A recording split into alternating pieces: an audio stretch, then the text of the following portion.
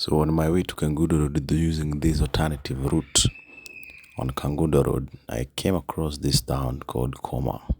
And this is where I actually made a diversion, joining the Koma Road. It's actually very scenic because from here, it's all flat all the way to a junction where you find a town called Keno.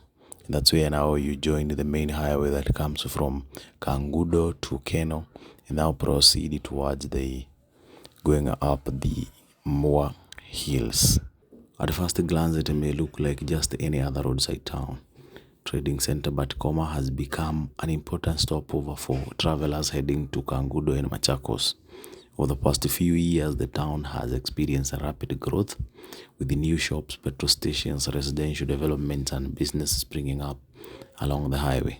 Much of this growth has been driven by the improved road network and its strategic location between Nairobi and the eastern parts of Machakos County.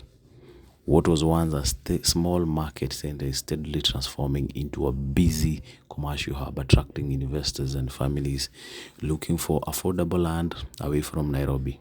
As you drive through Koma today, you are witnessing a town that is quietly evolving and becoming one of the rising urban centers along Kangundo Road corridor.